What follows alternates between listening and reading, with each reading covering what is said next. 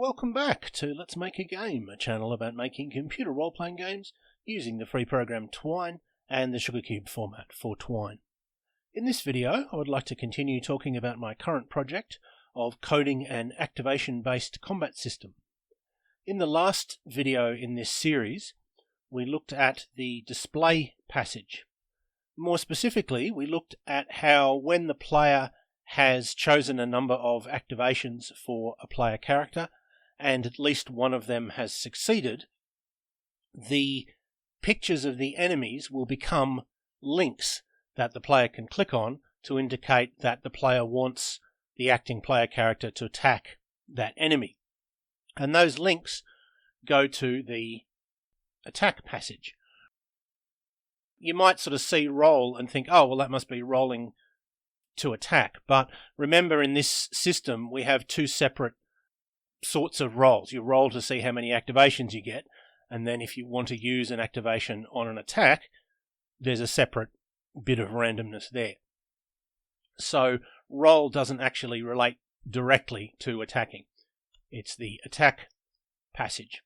Now, in display, it will carry over the variable Z, which in this case is used to indicate which enemy is the target. In the example that we're using, Z is always going to be 1. Of course, most of the time there'll be multiple enemies, probably, and so Z will indicate which one they're trying to attack. I generally take the attitude that you should do the simplest possible version of a mechanic and make it work and get rid of all the errors, and then you can make it good later, right? So I've got a very simple system for rolling to attack, and that is simply that you have a 50% chance of hitting or not. Obviously, what I would like to do, and what I will do in future videos, is add different combat skills for characters and different defensive skills for characters. But for now, we're using the sort of minimum possible version of this, which is just you randomly either hit or miss. If random 0, 1 is equal to 1, then that's a miss.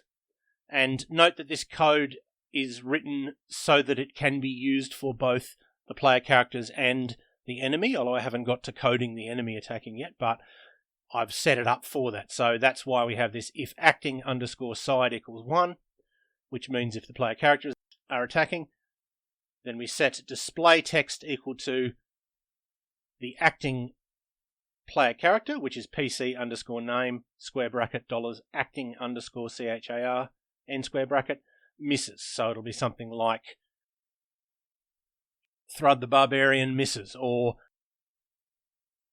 else, if acting side is not equal to 1, then it's the same thing except we get the enemy name from enemy underscore name, which is the equivalent array for the enemies. So it'll say something like Undead Sorcerer misses, or Goblin number 2 misses, or whatever it may be.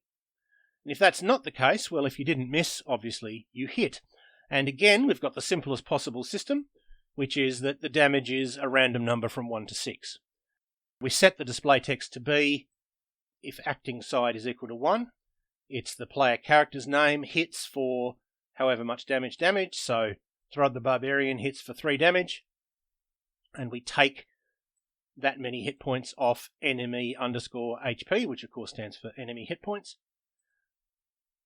Else, meaning that the player characters are not acting, we do exactly the same thing, except we say the enemy name, which is again enemy underscore name, hits for, let's say, 3 damage, and we take the hit points off the relevant slot in the PC underscore HP array, which of course is the PC's hit points.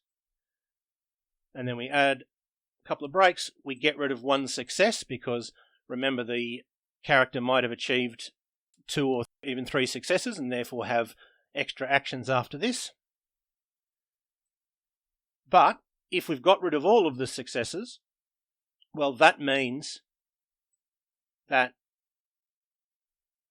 you can't attack anymore, so can underscore attack is set to 0, and the display text will include a button to take us to next CHAR, next character.